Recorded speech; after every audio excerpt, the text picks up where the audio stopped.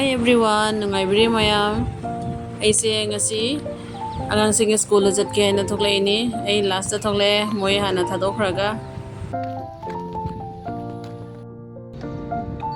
Gunshan school jatli Shinthoiba ki school da su.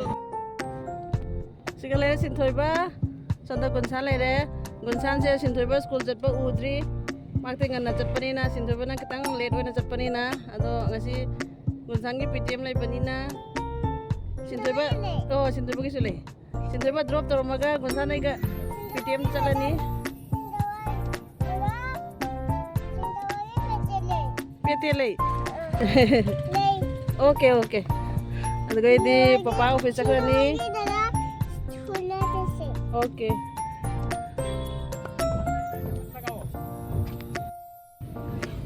Jaudore Shinthoiba school su. Asli Shinthoiba school video namge. Shinthoiba school jika in later. Jika get in sonana out.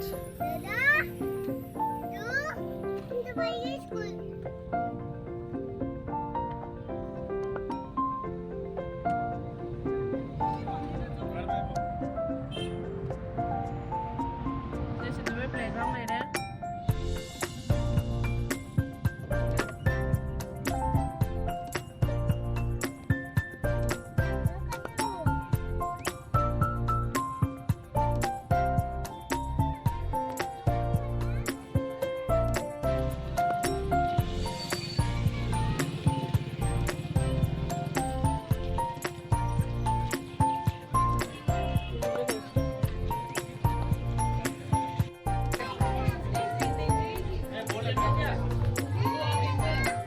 Bye Satyam यहाँ पे देखो Bye Shinthoiba. Two number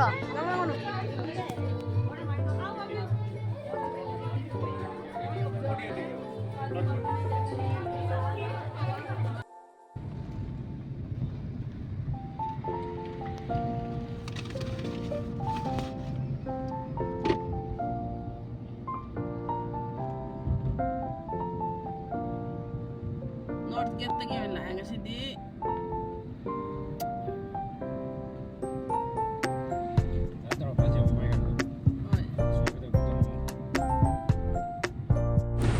Gunshan के school से जाओरे सेना north थंगबा campus ने मोय school से गेट अनि ले नॉर्थ अमा साउथ अमा गुनसान दी साउथ लोम दगी अनंबा लाई अदो इदी स्कूल मनुंग दसु कापा यादबिना PTM लोरेगा मुक उनरसी हौजिक से PTM लोरे गुनसान की मैम से उनरे फजना वारी सुनरे अदुगे इदी मार्क से हजे मागी फ्रेंड अमा ngairi तना मा ngahak playground da famma ngairi aiso ngaiminari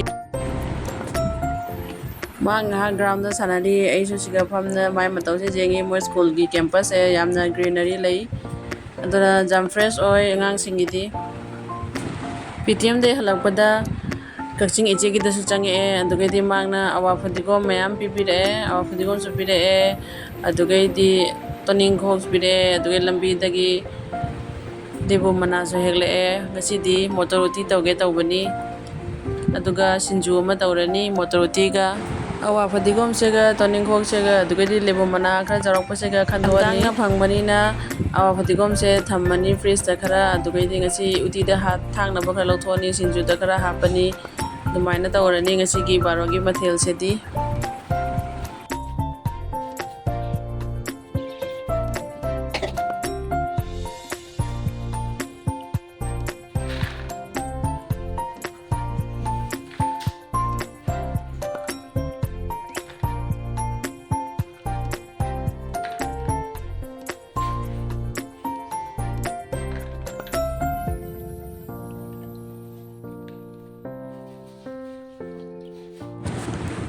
motor su chamna lore e aduga machum ta halani aduga idi siga thagatle uso su ready oire habna bagi jam haurani ngisidi injang su thongba loire awabudigom thae hojik machu yam phajare injang se ngasidi haurani kuire matungda awabudigom thaga motor uti usoi ka hapaga thongbuse charani ngasidi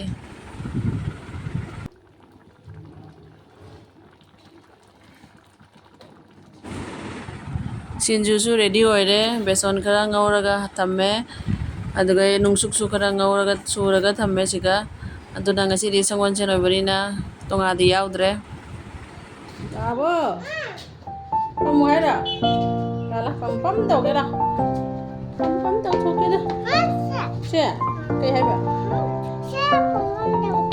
okay okay okay okay okay इमाय बेम पम तो मम्मा पम तो रे मम्मा ने पम तो रे इमा हमको करें चखरे फिर ने दिन ना तुम करें चले ऐसे दी स्कूल में करें चखरे माय बेम मा तो है बजेंगे तो माय बेम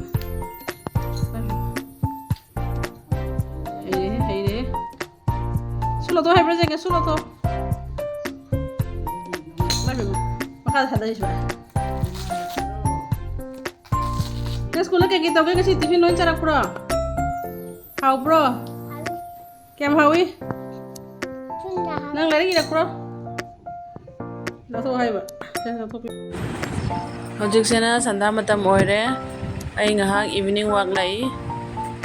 ꯑꯩꯁꯦ ꯀꯤꯂꯣꯃꯤꯇꯔ ꯑꯃ ꯃꯈꯥꯏ ꯈꯔ ꯍꯦꯟꯅ ꯋꯥꯛ ꯇꯧꯅ ꯂꯥꯛꯑꯦ ꯑꯗꯣ ꯈꯔ ꯆꯠꯂꯒ ꯁꯤꯒ ꯁꯟꯔꯥꯏꯁ ꯄꯥꯔꯛꯇ ꯁꯤꯟꯊꯣꯏꯕꯒ ꯄꯄꯥꯒ ꯐꯪꯂꯩ ꯑꯗꯣ ꯃꯣꯏ ꯐꯪꯅꯔꯒ ꯑꯃꯨꯛ ꯄꯨꯟꯅ ꯍꯟꯃꯤꯟꯅꯔꯅꯤ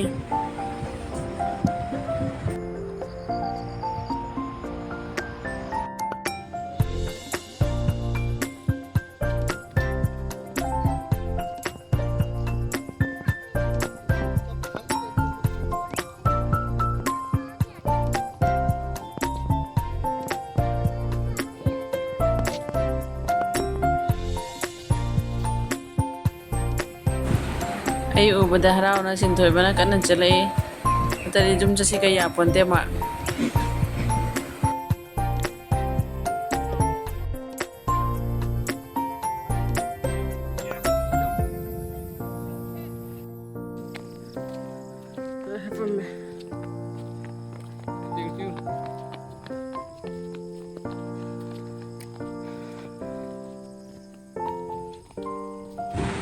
ꯋꯥꯛ ꯇꯧꯅ ꯂꯥꯛꯄꯒꯤ ꯑꯩ ꯉꯥꯏꯍꯥꯛ ꯁꯤ ꯕꯦꯟꯁꯇ ꯐꯝꯅ ꯄꯣꯊꯥꯔꯤ ꯑꯗꯣ ꯃꯣꯏ ꯃꯨꯛꯁꯤꯒ ꯆꯦꯜꯂꯤ ꯑꯗꯩ ꯒꯨꯟꯁꯟ ꯄꯄꯥ ꯑꯃꯨꯛ ꯉꯥꯏꯍꯥꯛꯁꯤꯒ ꯔꯥꯎꯟ ꯑꯃ ꯆꯠꯂꯅꯤ ꯁꯤ ꯄꯨꯈ꯭ꯔꯤꯁꯤꯒꯤ ꯄꯨꯔꯥ ꯔꯥꯎꯟꯁꯦ ꯑꯃ ꯆꯠꯂꯅꯤ ꯑꯗꯨꯒ ꯁꯤꯒ ꯍꯥꯞꯄꯤꯕ ꯂꯥꯏꯠꯁꯤꯡꯁꯦ ꯅꯧꯅ ꯍꯥꯞꯄꯅꯤ ꯅꯍꯥꯟꯈꯩꯗꯤ ꯍꯥꯞꯄꯝꯗꯦ ꯑꯗꯣ ꯈꯔ ꯋꯥꯠꯂꯤ ꯁꯣꯝ ꯅꯥꯀꯟꯗ ꯃꯝꯃꯤꯁꯦ ꯈꯔ ꯋꯥꯠꯂꯤ ꯑꯗꯨꯒꯩꯗꯤ ꯕ꯭ꯂꯣꯛ ꯊꯥꯕꯁꯤꯡꯁꯤꯗꯤ ꯂꯣꯏꯅ ꯍꯥꯞꯄꯦ